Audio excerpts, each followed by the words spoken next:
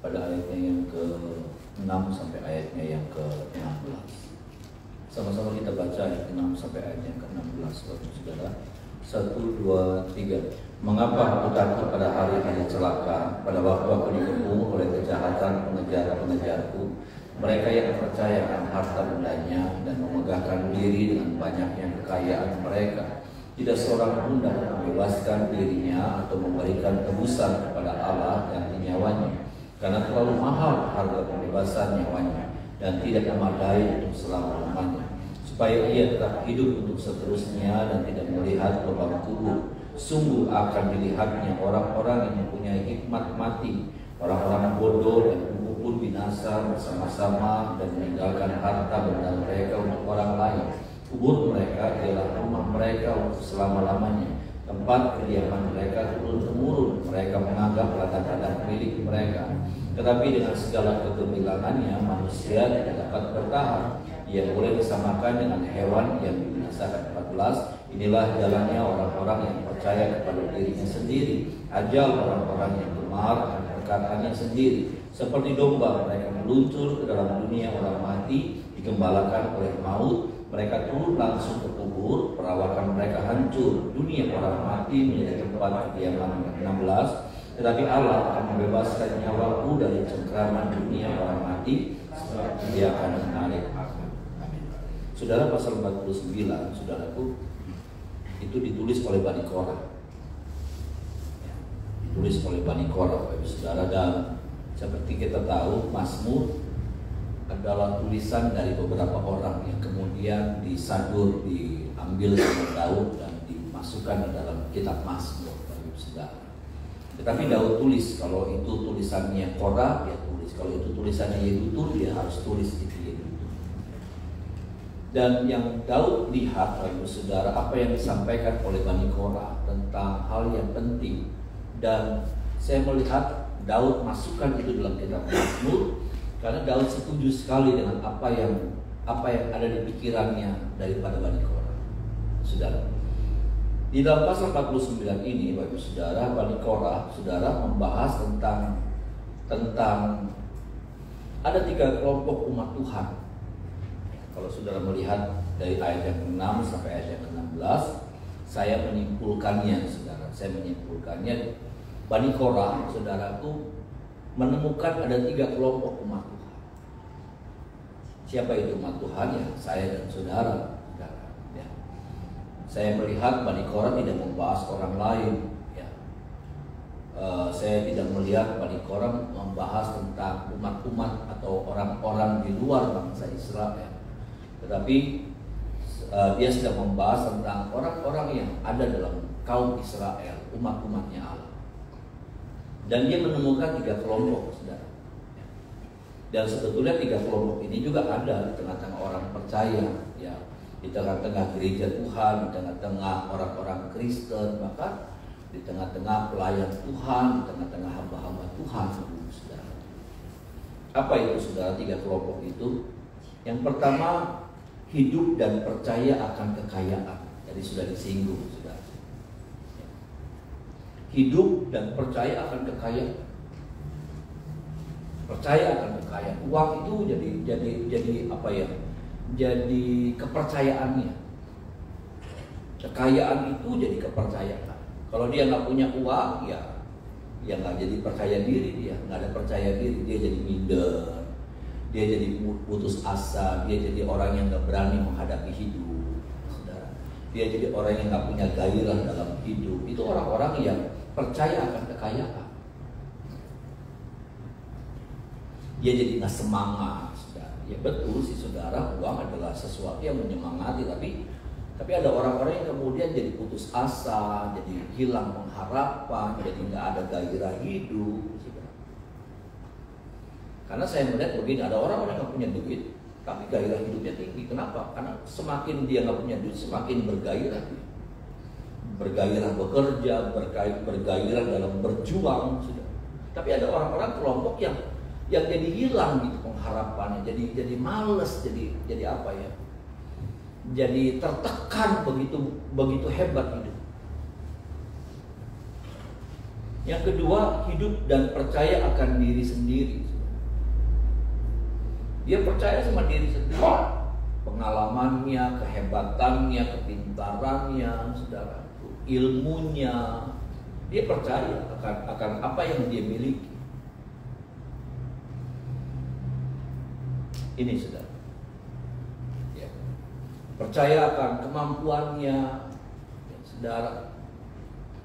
Makanya kalau saudara lihat seminar-seminar tentang motivasi, saudara, seminar-seminar motivasi diajar bahwa ayo diucapkan, diperkatakan, saya bisa, saya mampu, saya pasti bisa, saya pasti mampu. Ya saudara, ditekankan begitu kuat bahwa memang betul saudara, saya berkata, saya berkali-kali menyampaikan firman bahwa setiap orang dikasih satu talenta sama Tuhan. Bisa bilang amin saudara? Amin. Dan satu talenta itu adalah sesuatu yang besar, ya. Karena kemudian Alkitab kasih perumpamaan tentang satu talenta itu, ada orang yang dapat satu talenta, ada orang yang dapat 5 talenta, saudara. Ya. Tapi yang satu talenta itu kubur satu talenta itu di dalam tanah. Kenapa? Karena dia nggak ngerti ya, nilai tentang satu talenta. Saya percaya juga bahwa dalam diri kita Tuhan sudah taruh sesuatu yang hebat. Bisa bilang amin, saudara. Siapapun kita, Tuhan sudah kasih sesuatu yang luar biasa dalam diri kita. Kenapa? Karena satu talenta itu bukan barang murahan. Ya, kalau saudara kurskan, kalau saudara konvertkan, saudara alihkan kepada mata uang yang kecil, maka itu yang saya hitung, saya temukan itu ada 6.000 dinar. 6.000 dinar bukan uang kecil, saudara. 6.000 dinar satu hari orang kerja itu upahnya 1 dinar. Kalau sekarang 75.000 atau 100.000, saudara. Ya, 100.000 kali 6.000 dinar. Kita menemukan angka yang fantastis, 600 juta. Orang dikasih modal 600 juta, saya pikir hidup, saudara. Ya, dan itu yang Tuhan taruh dalam hidup kita. Tetapi bukan seperti itu yang menjadi pengertian Tuhan. Tuhan mau kita jadi seperti itu, hidup percaya akan diri sendiri. Tapi ini yang Tuhan mau, saudara. Ayat yang ke-16, sama-sama kita baca ayat yang ke-16. Ini yang Tuhan mau ada sama kita. Sama-sama ayat yang ke-16 kita baca, Bapak Ibu Saudara. 1, 2, 3. Tetapi Allah akan membebaskan nyawaku dari cengkraman dunia orang mati, sebab Ia akan benar. Ada amin? Ketika Daud melihat ada orang-orang mengandalkan kekayaannya, ada orang mengandalkan kekuatannya, dan saya mau bilang begini, adakah Daud tidak pernah mendapatkan semuanya itu? Daud dapatkan. Daud bukan orang yang tidak punya uang. Daud, sejarah mencatat, Alkitab mencatat, lalu kemudian Daud jadi orang yang sangat diberkati oleh Tuhan. Apakah Daud hidupnya biasa-biasa? Oh, dia jadi satu pribadi yang luar biasa. Kemampuannya, saudaraku, nalarnya, saudaraku, hikmatnya, saudara, keputusan-keputusannya, saudara, kemenangan-kemenangan yang diraih dalam zaman Daud di tengah-tengah Israel, saudara, itu adalah keputusan-keputusan Daud. Tetapi ini yang Daud ajar, ini yang Daud pegang, ini yang Daud tanamkan dalam dirinya. Dia bukan tidak punya kekayaan. Kalau saudara lihat, saudaraku, kekayaan Daud melimpah. Dia sumbang untuk bait Allah. Ketika Salomo mau bangun bait Allah, dia sumbang berton-ton emas.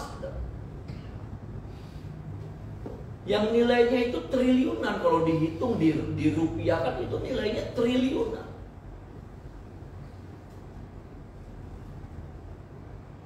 Bahkan saya menemukan, kalau tidak salah, bukan lagi triliun, kuadriliun, saudara.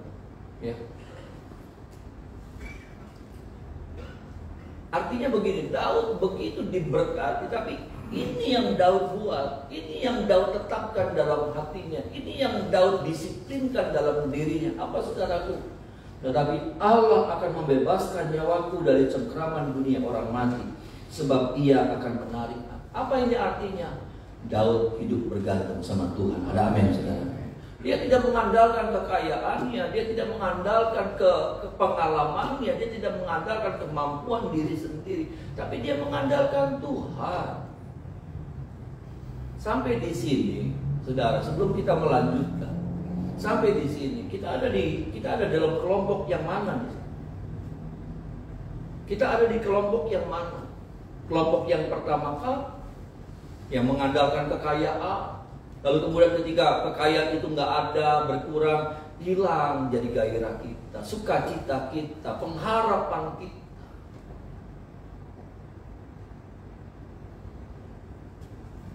Ataukah kita masuk dalam kelompok yang kedua yang mengandalkan kekuatan, mengandalkan kemampuan, merasa hebat? Tidak salah, saudara punya kemampuan, saudara punya ilmu, tidak salah. Ambil, kalau saudara punya kesempatan, ambil. Tetapi jangan andalkan. Daud, saudara, yang saya lihat, Daud mengandalkan Tuhan dalam hidup. Daud mempercayai Tuhan dalam hidup. Dan kalau kita bicara tentang percaya, saudara, tadi kita bicara tentang percaya dalam konteks yang lebih tinggi, saudara. Memang ini tidak bicara tentang iman, saudara. Tetapi saya melihat dalam konteks yang lebih tinggi, kalau kita bicara percaya itu, saudara, dalam konteks iman itu artinya melilitkan diri. Artinya begini, ketika ada orang yang percaya sama kekayaan, maka dia sedang melilitkan diri sama kekayaan, sama uang. Ketika dia percaya sama diri sendiri, maka dia sedang melilitkan diri sama dirinya sendiri, sama kemampuan diri sendiri. Tapi ketika dia percaya kepada Tuhan, dia sedang melilitkan hidupnya sama Tuhan. Kita bilang amin, saudara. Dia sedang melilitkan dirinya sama Tuhan. Dia sedang gantungkan hidupnya sama Tuhan. Dia sedang peluk Tuhan erat-erat. Kalau bicara tentang lilit, saudara, itu bicara tentang memeluk erat-erat. Sama halnya ketika orang sedang melilitkan diri sama uang, dia sedang peluk uang itu erat-erat. Nggak boleh lepas, nggak boleh lepas.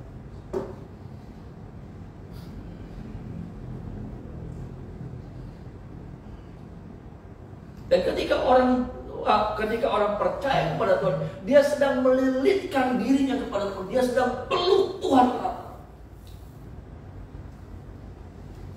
Jadi begini maksud saya. Ketika kita bilang begini, enggak, oke, saya percaya sama Tuhan. Tapi pertanyaan berikutnya adalah, adakah saudara sudah melilitkan diri sama Tuhan? Saudara, ada banyak orang-orang percaya bilang, saya percaya sama Tuhan. Tapi sebetulnya keberadaannya nggak pernah melilitkan diri sama Tuhan. Percaya sama Tuhan, percaya Tuhan itu segalanya. Tapi masalahnya gini, pertanyaan yang kedua selanjutnya adalah, adakah saya melilitkan diri? Apa itu melilitkan dalam bahasa yang paling gampang? Peluk Tuhan erat-erat.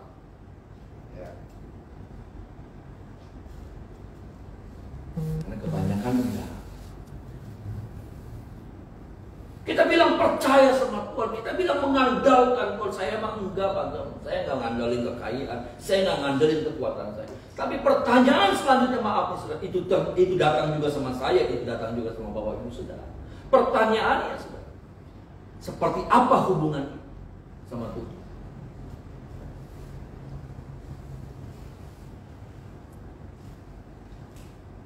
Dan sekali lagi saudara, percaya kalau kita kaitkan dengan kata iman, maka kata iman itu artinya melilit. Apa itu melilit? Udahlah susah. Ya, melilit itu kayak itu sudah tanaman menjalar, melilit. Merangkul, bukan cuma satu rangkulan, bukan cuma dua rangkulan, bukan cuma tiga pelukan, tapi berkali-kali. Kalau saudara lihat di tanaman menjalar, itu kalau dia naik ke satu tiang, dia melilit, dia peluk berkali-kali. Hitung aja itu saudara.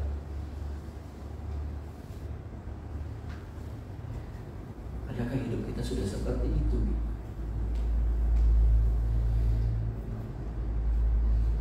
Berapa banyak kita bilang kita percaya sama Tuhan, kita mengandalkan, tapi hubungan kita ada jarak sama Tuhan.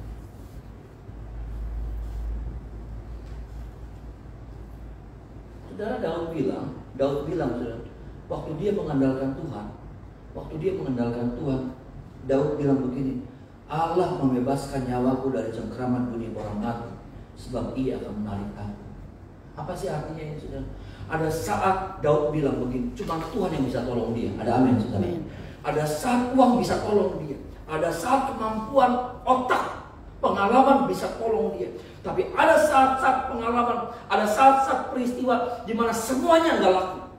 Uang saudara nggak laku. Uang saudara nggak kuat, nggak bisa tolong saudara. Pengalaman saudara mentok.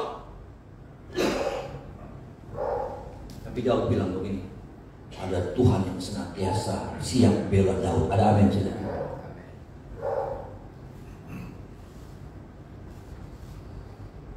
Dalam hidup kita harus jujur. Betul, kadang uang jadi solusi buat beberapa masalah. Pengalaman saya jadi solusi. Saya bisa pakai pengalaman saya yang lalu, dan saya bisa terapkan untuk masalah saya hari ini atau besok.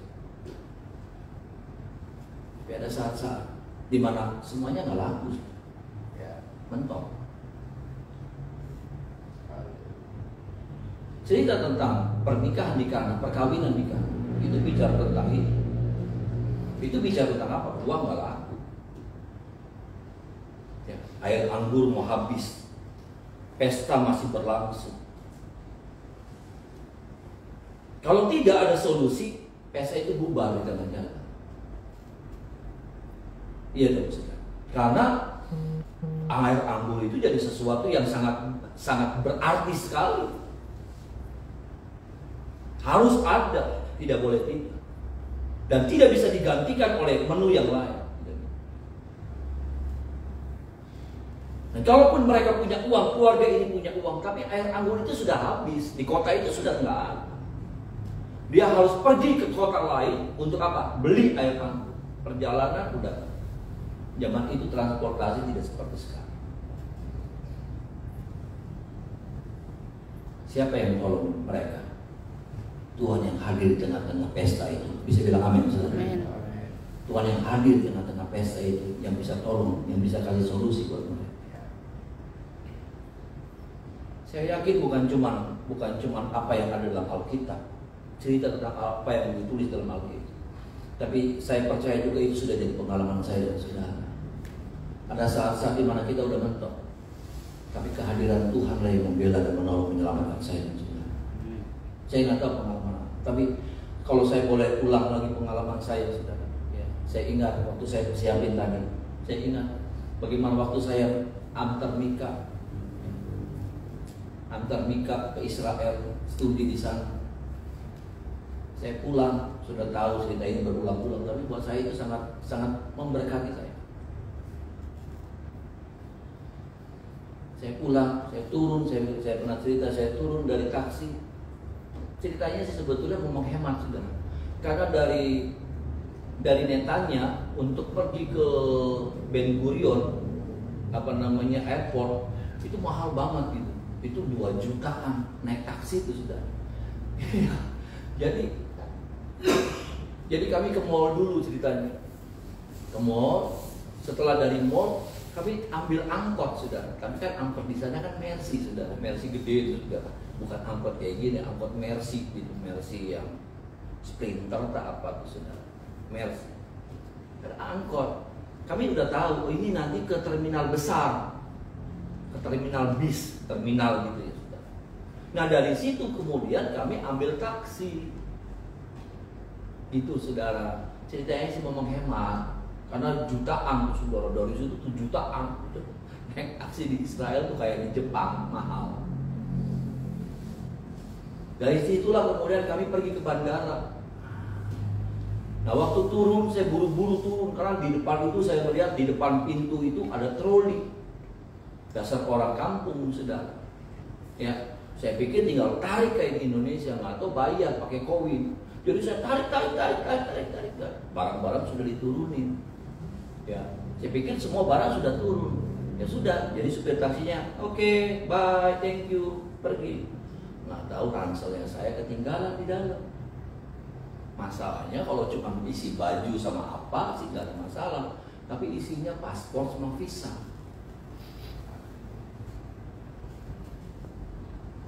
Paspor sama visa. Saya lagi apa ya, orang Cirebon bilang kapi tenggangan tak saudara. Tasnya mana? Di taksi jalan. Saya coba. Ada orang yang kalau anak jatuh kan langsung gitu. Nah saya bukan orang yang kayak gitu tuh saudara.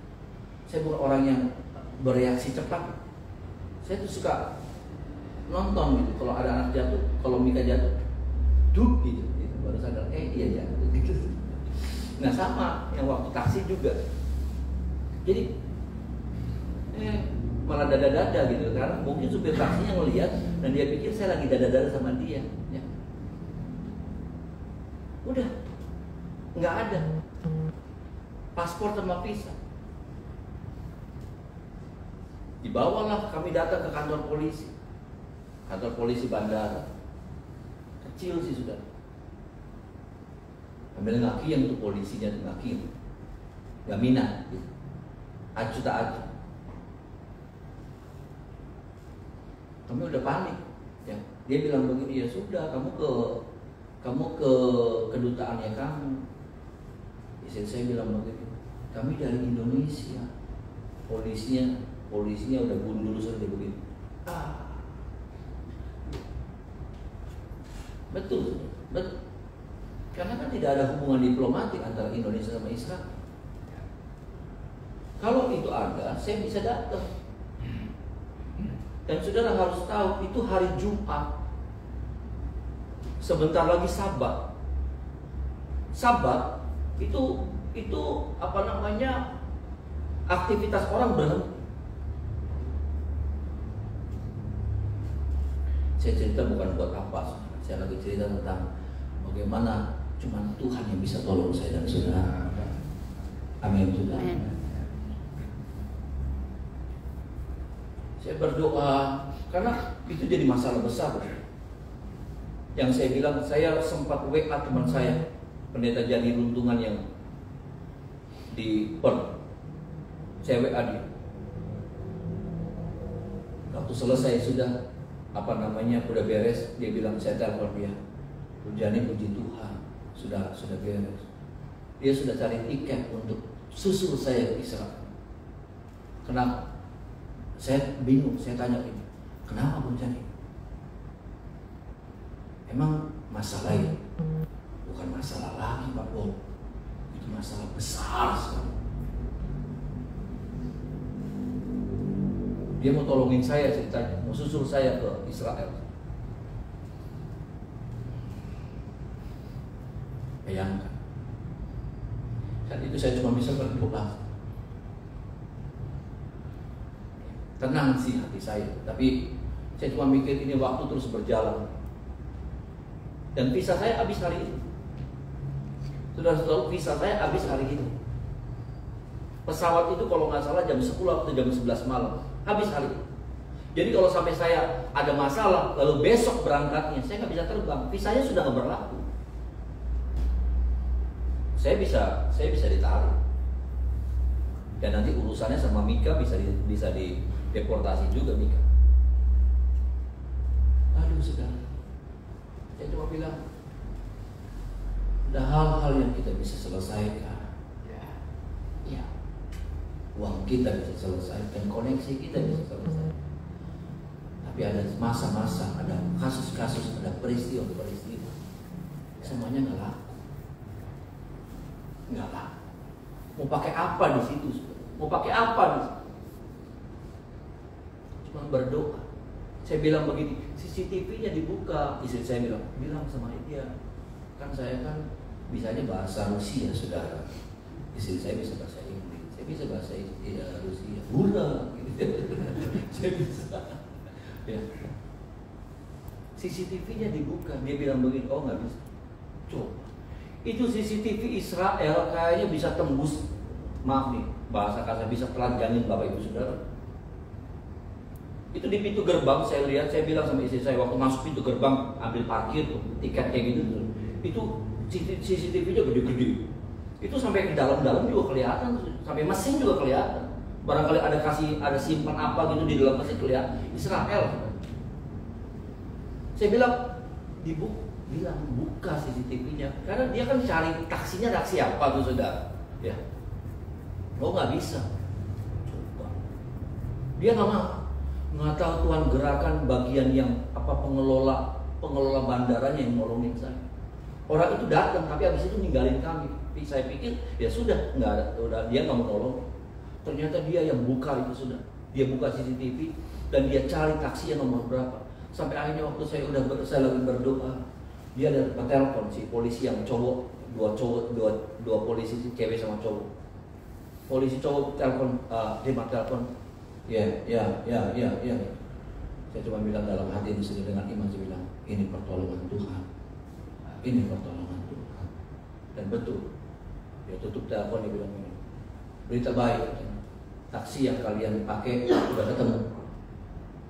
Sekarang cepat-cepat kalian pergi ke rumahnya, ambil itu, karena ini sudah mau sabat. Kami dikejar sabat, nggak berapa lama kami udah lihat, oke, thank you, mau keluar dari. Dia bilang, dia tempat telepon lagi, ya. Itu Tuhan, saudara. Itu Tuhan. Supir taksinya yang nganterin, saudara. Supir taksinya yang nganterin. Karena mungkin saja waktu saya itu sudah jam berapa tuh, saudara. Karena saya habis selesai itu, saya lihat ada orang mau belanja, mau beli roti, ya, ada toko roti. Sama-sama orang Israel dimarah-marahin. Wah, dimarah-marahin. Itu belum sabat kan jam 6. Belum jam 6, tapi sudah dimarah-marahin.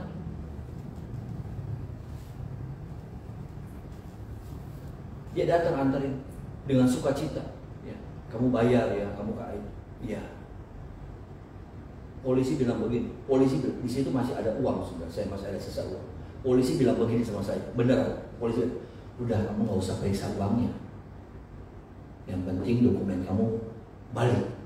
Kamu nggak usah lihat uangnya lagi, nggak usah periksa uangnya. Mau dapat iya nggak apa-apa. Iya nggak saudara, ya masih ada sih, masih lumayan. Saya bilang iya nggak apa-apa. Iya. Kami periksa uangnya masih utuh, saudara. Waktu hebat, ada amin. Ya, waktu dahsyat. Enggak, saya cerita ini supaya menyadarkan kita. Kadang kalau betapa kita bergantung sama uang. Ya. Dan ketika kita nggak punya uang, aduh, hati kita hancur-hancuran. Tapi ketika kita nggak ada Tuhan, kita nggak ada hancur-hancuran. Nggak ada rasa hilangnya, nggak ada rasa gelisah. Tapi waktu uang kita nggak punya, waduh gelisah, puyeng, aduh, mukul jidat terus, pasang kuyuh di mana-mana. Tapi waktu kita kehilangan Tuhan, nggak ada puyengnya kita, nggak ada rasa gelisahnya kita. Hebatnya Daud, waktu Daud ditinggal sama Roh Tuhan, Mazmur pasal berapa itu? 52 atau 48. Berdoa begini, Tuhan jangan ambil rohmu dari aku. Amin. Jangan ambil rohmu dari aku.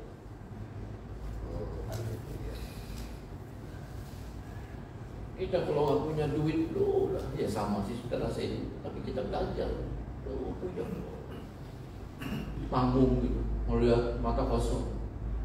Waktu kita nggak ada Tuhan, ya biasa-biasa aja. Ibadah sudah nggak pernah ibadah, doa udah nggak pernah doa, baca Alkitab udah nggak pernah baca Alkitab, tapi nyantai-nyantai aja. Kenapa? Karena kita tidak melimit sama Tuhan. Kita bilang, andalan saya Tuhan, andalan saya Tuhan. Tapi mana hubungan saudara? Kenapa? Karena sekali lagi saya katakan, bicara percaya, bicara iman, bicara tentang hubungan. Bicara iman itu bukan percaya. Bicara iman itu bukan percaya. Dalam pengertian yang sederhana percaya. Tapi dalam pengertian yang lebih dalam itu hubungan.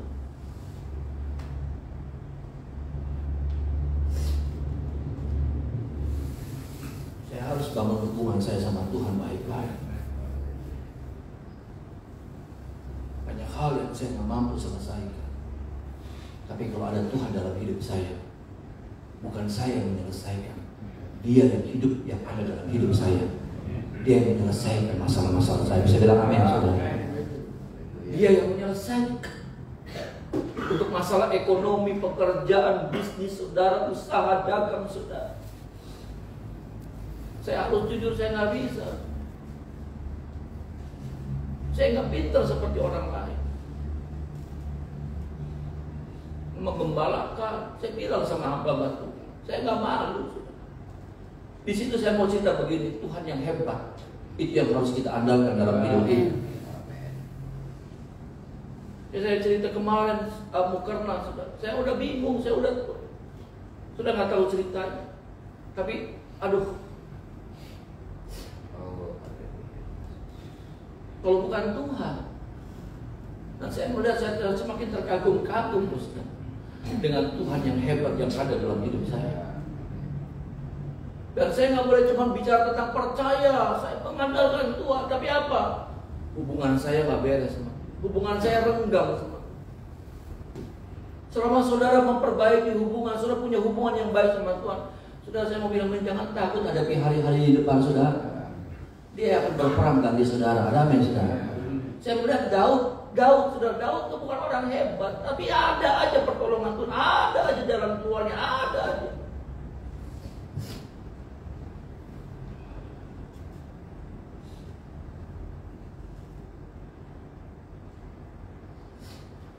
Makanya Daud bilang begini, hai pintu-pintu yang berabad-abad, pasal berapa tuh kita masuk?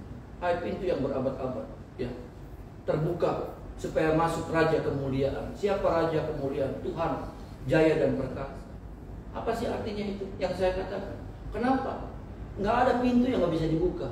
Kalau kita berjalan bersama dengan Raja kemuliaan, nggak ada pintu yang nggak bisa dibuka.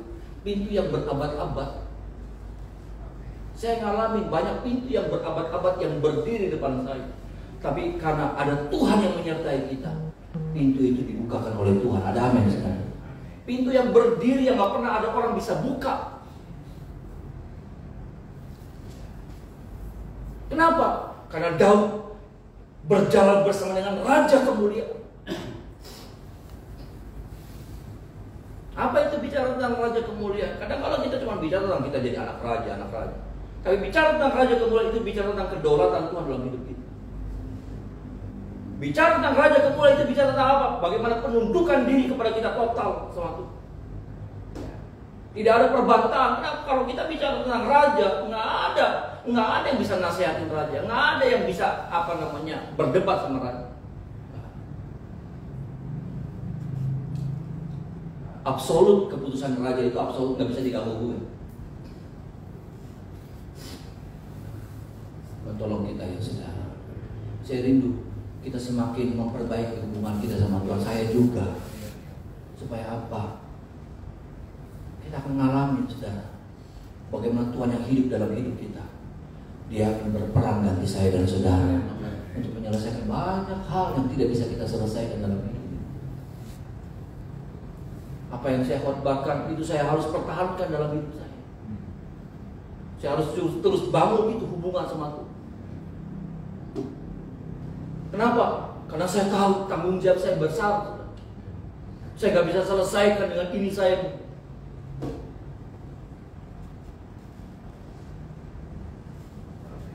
Tolong kita. Ada amin saudara. Hubungan.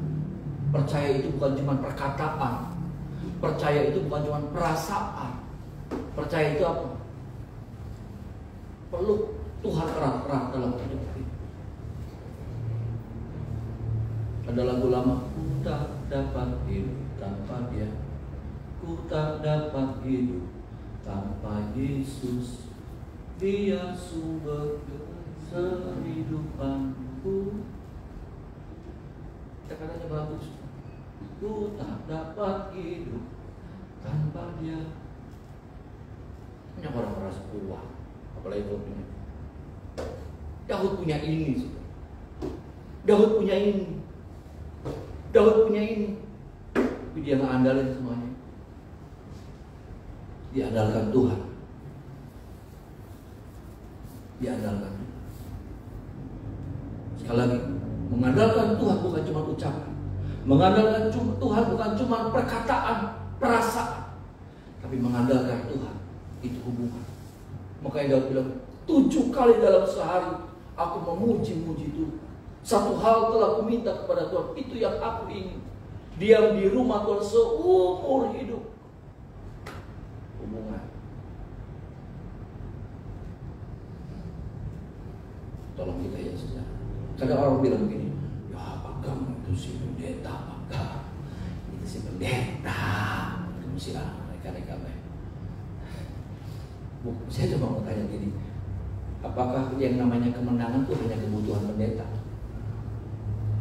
Apakah yang namanya keberhasilan itu cuma dicari sama pendeta? Bukankah kemenangan, keberhasilan itu juga dicari sama kita? Jadi kebutuhan kita. Ada amin saudara? Saudara mau diberkati oleh Tuhan? Bukankah itu kebutuhan kita? Bukankah itu keinginan kita? Ada orang bilang, itu mah pendeta, agak baik.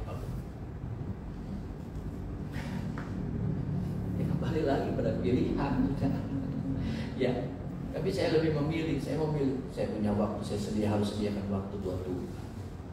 Karena disitulah saya sedang memeluk Tuhan erat-erat untuk jangan Tuhan lepaskan hidup saya. Karena di luar Tuhan, Yohanes pasalnya yang ke-15 bilang, di luar Tuhan kamu tidak bisa berbuat apa-apa. Di luar Tuhan kamu kering. Itulah mari kita menyembah Tuhan.